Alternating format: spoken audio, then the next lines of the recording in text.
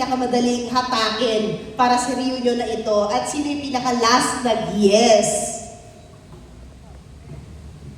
Bakit ako lagi? Ang pinakamadaling hatakin noon, yung mga sunog baga. Sila ang unang-unang umoo dahil kailangan nila ng trabaho. pinakaunang Actually, lahat naman. Mas nahirapan lang kaming hanapin yung lahat. Sa totoo niyan, it took us more 2.5 years para ma-mount. Maliban doon yung naging dilemma pa namin. Naalala ko nung nagkaroon lang kami ng konting viral. Pinaghiwalay-hiwalay po kami. Lahat po sila nagkaroon ng mga taping. So, nahirapan po ulit kami magkita-kita. Pero yung ginawa namin, hinanap namin yung mga OG na sunog baga. Presley, mag-hi ka naman. Actually, 4 po sila eh. Nakasama po yung mga OG, nakasama sila sa movie. Pero right now, sumama na po siya kay Tatay Kevin. So, tatlo nila. While filming the film, no? Ilan lahat ang sunog baga? Apat supposedly, Mami, kaya lang hindi na po umabot yung isa sa showing No. natin. From the start, how many sunog baga do we have? Ang nawala? Kite, Rudy, Danny, Alex, Muso. Marami Marami. Pinabilang Ilan na lang ang natira? Oo. Tatlo, yung mga original tatlo. Ito muntikan na, nakata ko lang eh. Derek, yung isa ho dyan kasi naregaluhan ng stem cell. Sabi ko may Yung nasa pinakadulo. 300 years old na po yung nasa dulo na yan. Stem cell na lang po ang bumubuhay sa kanya. Pero ano po, when we started contacting them, walang humindi naman po sa Humanong. In fact, everyone was so excited to be part of the movie. Ni wala nga nagtanong kung gaano kalaki yung role nila. Walang ganun. It's just, the fact that we're going to work on something together. Tapos hindi lang basta-basta project, kundi yung Home Along the Riles, maibalik ulit. Okay na lahat. Ang mahirap lang po talaga yung matrack down ang isa-isa at mga schedules. Kasi, syempre, before naman po na plano lahat to, may mga kanya-kanyang trabaho rin po ang bawat isa sa amin. But still, kahit po ganun, they really made time for home alone shootings and get-togethers. Yeah, we are very grateful. Kasi meron nung ibang cast member na nasa ibang bansa na. Tapos, meron namang sobrang busy. Kagaya ni Yes. Sherilyn, ang reyna ng online Live selling. Ayan. At may iba naman na sobrang busy. Kagaya ni Nova Villa. So, kumbaga, basta nagkaroon kami ng sinabi ni Boyto na, itong araw na to, shooting tayo. Sige, lahat kami, go. Kasi, alam niyo yung pakiramdam na makakatrabaho ko ulit yung mahal ko sa buhay. Kasi yung panahon na binuhos namin 20 years ago, hindi kayang palitan yun, hindi ganun kadaling kalimutan. Kaya nung first shooting day namin, medyo nangangapa-ngapa kami, pero pagkatapos siguro ng first take, parang kala mo isang araw lang kaming hindi nagkita-kita. Ganun kabilis ang pag-jive namin sa isa't isa. Kumbaga, dito mo mapapatunayan na wala sa dugo ang pagiging pamilya. Nasa quality ng oras ng pagsasama ninyo. Wow, beautifully shared. Thank you so much for that. Ang susunod na tanong natin, for the original cast members, umpisahan natin yung tanong from Ray Pumaloy na kung paano raw ba binago ng Home Along the Riles ang karakter at personality ninyo matapos daw po magwakas ang show. At ano raw po yung fondest and most unforgettable moments on TV and movie set ng Home Along the Riles. Pwede simulan ng ating sunog baga. Ano daw yung tanong?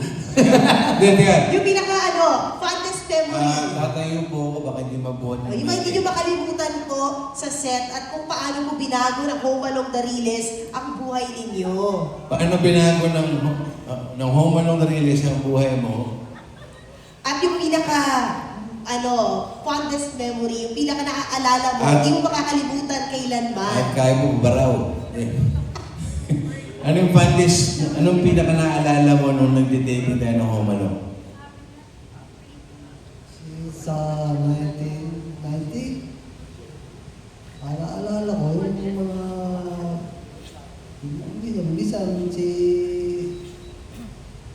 Mandorpi, alala ko yan yung mga ginagawa natin kami Mandorpi kasi siya po ang aming bilang siyang bida namin sa Piling TV ng Hamalong. Ano po kadalasan ginagawa niyo sa set noon?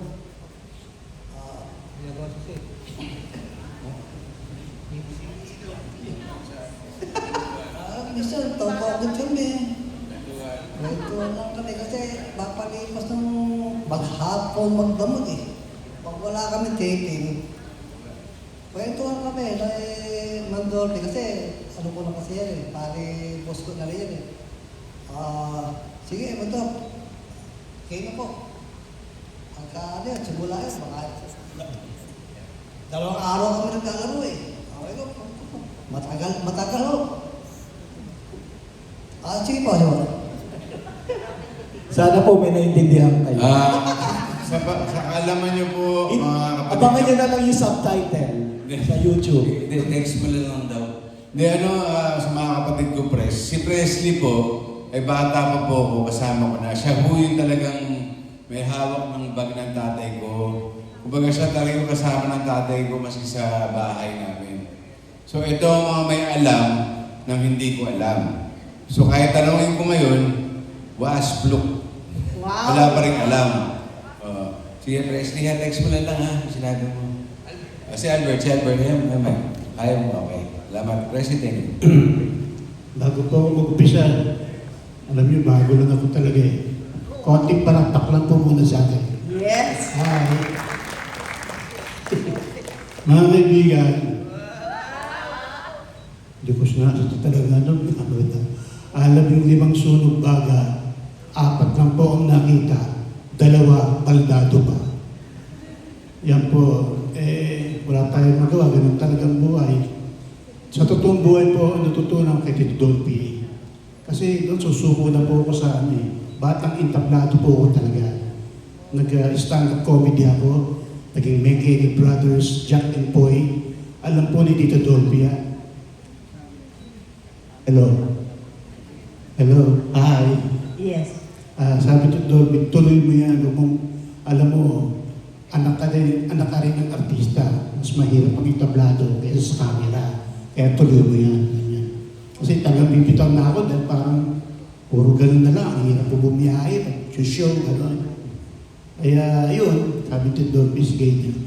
Minsan nung nangyari, sumalangit na yung partner ko, kilala niyo siguro yun. Isa rin po member ng Home Alone Gariles, si Budoy, si Bentot Jr. Remember Bentot Jr.? Wala na rin po siya. Sumalangit daw. Ayun, nag-iintaplado kami ni Bentot. Sabi nga Tito Dolphy, okay, tuloy niya. Minsan na nagkasabay kami sa embassy, kukuha kami ng pasaporte. Kaya lang hindi po natuloy. Gawa ng may konting problema sa kanya, gano'n. Ayun, sabi ko, Tito Dolphy, paano ba ito? Wala akong trabaho eh. Sige, pumunta ka sa taping. Makigulo ka doon sa mga sunog baga. Sabi Tito Dolphy, pwede yun? Pwede, sige. Sabihin mo ako. Ayun, hanggang sa nasama ako sa sunog baga.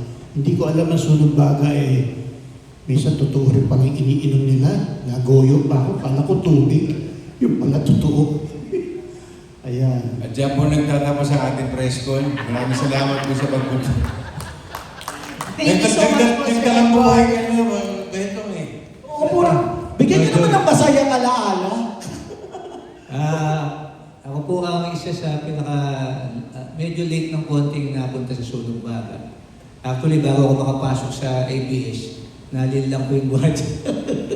Tinuro lang sa akin. Si Kitty ang nagturo sa akin. Punta ako sa Home Alone, kilala daw siya doon. Tapos nung pumasok na ako sa may guardia, tinatanong ko, hindi pala siya kilala. Kaya nilil lang ko yung guardia para makapasok ako. Doon nagsimula yung yung eagerness ko para pumasok sa sabi sa akin, mabait niya si Mandolby. Lapitan mo. So nilapitan ko si Mandolby, tapos nag-motivate sa akin. Sabi naman, mabait pala to. Paano kaya ako makapasok sa Sunog Baga? Si Mike Ramos, kung natatandaan yung coordinator, sabi niya, extra ka muna. Doon ka sa likod.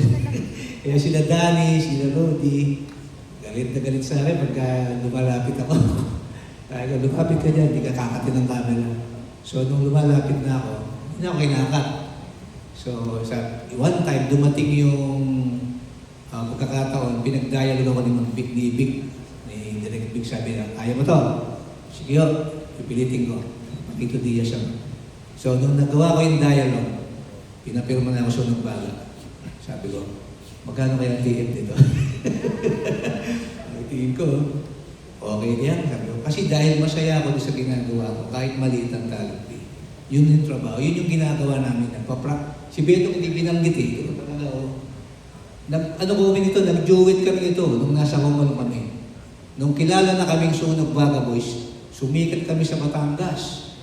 Nag-ano kami, para kaming si pork chop. No? Sumikat kami sa Batangas, may jacket pa nga kami nung wala na. So, lagi kami nagpa-practice pagka walang shoot, wala kaming take, magpa-practice kami sa likod. Tapos minsan nagbebenta ko ng At dyan po muling nagtatapos ang aming press con. Maraming salamat po sa pagpunta ninyo. At dahil yun dyan, ubus na po ang oras natin. Ito na yung Salamat, syempre, sa Ate